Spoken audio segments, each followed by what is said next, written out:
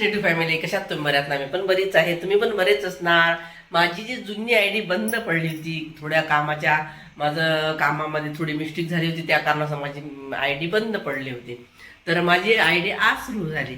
मी आज एवढी खुश आहे, एवढी खुश आहे, कारण माझे भरपूर सबस्क्राईब 3,350 सबस्क्राईब होते, पण त्याच्यातले मला वाटतं 9 कमी झाले. मी आता आयडी माझे बघितले तर हे बघा, मी आता देवपूजा केली.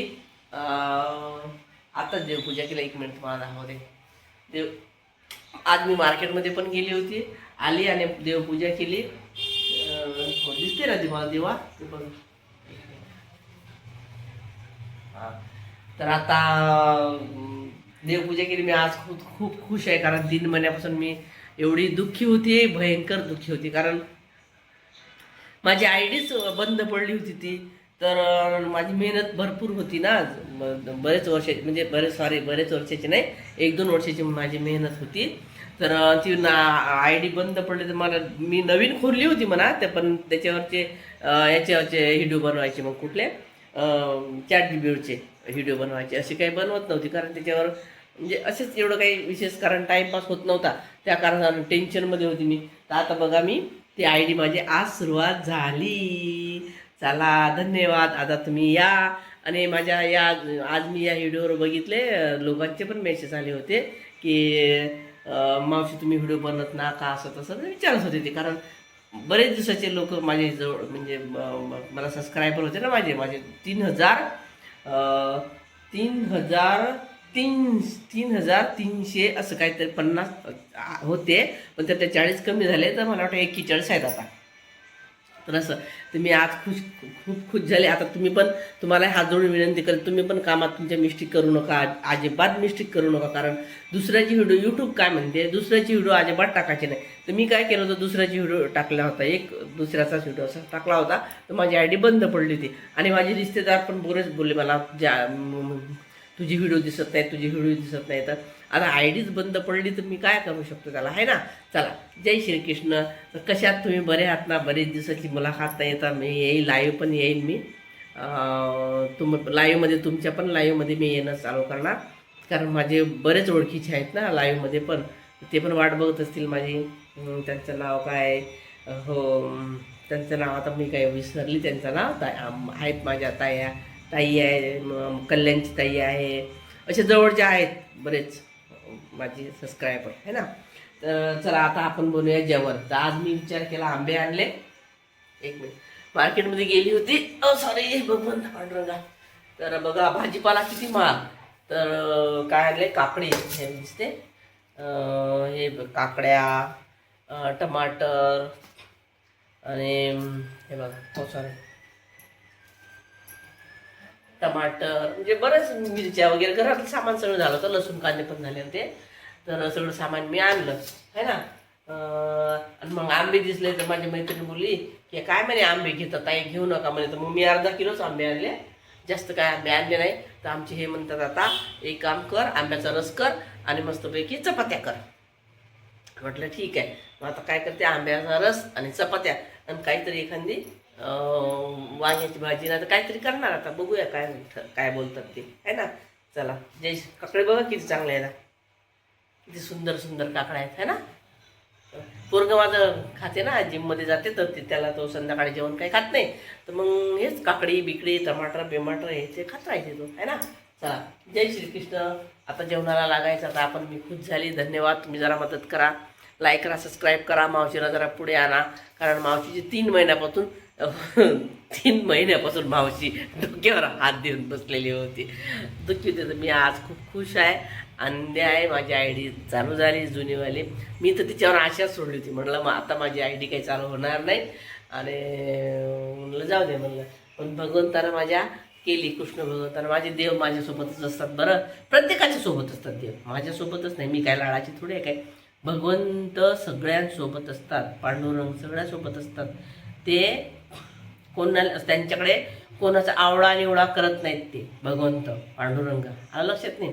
ते फक्त त्यांचं कसं आहे, जे कोणी चांगले कर्म करत असेल, सांगतो तुम्हाला मग पुढचं पण, जे कोणी चांगले कर्म करत असेल त्यांच्या ते मागे आहेत. म्हणजे उदाहरणार्थ ते की ज्याच्याच, ते म्हणतात ना, भगवान कृष्ण म्हणतात की ज्याच्यासोबत धर्म त्याच्यासोबतच मी आहे. म्हणून ज्याच्यासोबत धर्म आहे त्याच्यासोबत भगवंत आहेत. आणि हे तर खरीच गोष्ट आहे ना. उदाहरणार्थ जाऊ द्या, भगवंताला जाऊ द्या, थोडीशी साईडला ठेवा. आज नवीन पिढी आहे ना, थोडीशी भगवंताला साईडला नको, सॉरी, साईडला म्हणजे तो विषय थोडासा आपण साईडला ठेवूया, नाही ना. तर हे बघा, आईला 4 मुलं असतात. किती मुलं असतात? 4 मुलातला जो मुलगा आईवडिलाची सेवा करते, घरात लक्ष देते, भाजीपाला आणते, जेवण, म्हणजे जे बी काही घरात लक्ष देते, चांगले कर्म करते, सुख दुःख सगळ्यांचे करते, तर ते त्याला आईवडिलाला तोच मुलगा जास्त आवडते ना. कारण तो सगळ्याकडे लक्ष देत असते. भलाही आईवडिलाला तुम्ही नका देऊ, भलाही आईवडिलाला नका देऊ, पण त्याची जी बहीण भाऊ घरातले जे लोक असतात त्यांना ते साथ देत असते. त्यांचे सगळे म्हणजे सगळे त्यांच्या जरूरत पुऱ्या करते. तर आईवडिलांना ते खूप आनंद होते. आता उदाहरणार्थ, आता मी असली, माझी मुलं आहेत, 3 मुलं आहेत मला. माझ्या मुलांना जर 3 भाऊ जर मिळून मिसळून राहिले, माझी मोठी मुलगी समजा, मोठ्या मुलीनं जर दोन्ही भावाकडे लक्ष दिलं तर मला ते आनंद वाटते. मला नको देऊ काही, मला नाही द्यायचं काही, पण माझ्या लेकराकडे तू लक्ष देतं ना. म्हणजे जेव्हा आपण मरतोय ना, जेव्हा आपला जीव जाते ना आमचा म्हाताऱ्या माणसाचा, तर तेव्हा एक आनंदाने माणूस मरते. असं वाटते की बाबा ठीक आहे, आता आहे आपली पोरगी मोठी, माझ्या लेकराकडे लक्ष देईल. आणि मेन म्हणजे कसं, लहान मुलाकडे जास्त लक्ष देत असते आई. लहान मुलाकडे जास्त लक्ष यासाठी देते की ते लहान असते ना, तर तिच्याकडे जास्त लक्ष देत असते. हालाकी लोक काय म्हणतात, पोरं लेकरं, की लहान आहे म्हणून त्याच्यावर जास्त माया दया करते. तसं काही नसते. सगळं बघा, आई प्रत्येक मुलांना आई 9 महिने 9 दिवस पोटात वागवते, बरोबर. वेगळी वेगळी माया कशी असणार, तसं काही नसते. पण एका मुलाकडे सगळं व्यवस्थित असते तर मग त्याच्याकडे दुर्लक्ष करते. कोणाकडे नाही आहे काही तर त्याच्याकडे लक्ष आई देते, असंच नाही. बरं, हां, आता देवाकडे जाऊया. देवाचं असंच आहे. देवाचं कसं आहे, देव काय म्हणते, मला काही नका देऊ, मला दिवाबत्ती नका करू, मला काही लावू नका, काहीच करू नका, फक्त तुम्ही चांगले कर्म करा, म्हणजे तुमचंही भलं तर दुसऱ्याचंही भलं, असे भगवंताचं म्हणणं आहे. जसे आईवडील आपल्यावर लेकरावर प्रेम करतात, तसेच भगवंत आपल्यावर प्रेम करत असतात. त्यांना काय, भगवंत खातात का? काही नाही ना. आपण दिवाबत्ती करतो भगवंताला, ते खातपीत काही नाही, त्यांना खाया प्यायचं काही नसते. त्यांना फक्त मेन त्यांच्यावर प्रेम करा आणि जगावर प्रेम करा, समाजावर प्रेम करा, चांगली कर्म करा. चांगले कर्म केल्यानंतर तुम्ही बी चांगले आणि पब्लिक बी चांगली, सगळंच चांगलं आहे ना.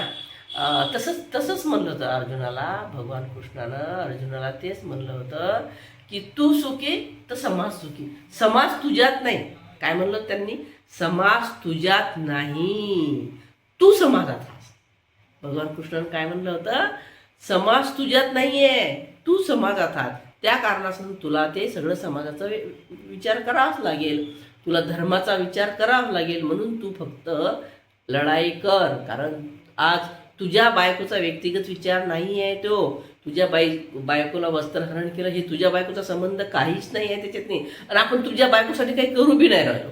भगवान कृष्ण काय म्हणतात, आपण तुझ्या बायकोसाठी काही करू बी नाही राहिलो आणि तुझ्या बायकोचा काही संबंध आहे नाही, तुझी बायको फक्त कारणीभूत आहे, असे भगवान कृष्ण म्हणतात.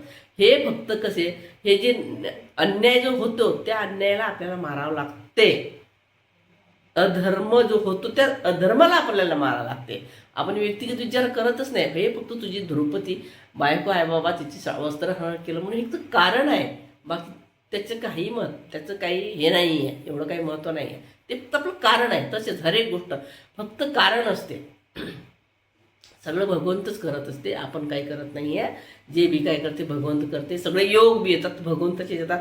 उदाहरण होतं, आता आपण समजा म्हणतो, आता मी म्हणणार, अरे मी बाजारात जाणार आहे, मी आहे ना बाजारात जाऊन काहीतरी खाणार, आणि रस्त्यातच जरा माझा ॲक्सिडेंट झाला तर मग काय करणार? मग हे सगळं भगवंताचंच आहे. आपलं काही नाही आहे, आपल्या हाती काही नाही आहे. हे सगळं पांडुरंगाच्या हाती आहे. चला, जय श्रीकृष्ण. मला जेवण मला खूप उशीर होते, पण मला लाईक सबस्क्राईब करत जा बरं. मला सपोर्ट करा. मावशी 3 महिन्यापासून खूप दुःखी होती आहे ना. चला, जय श्रीकृष्ण. आजपासून माझी आयडी सुरू झाली. धन्यवाद भगवंताची.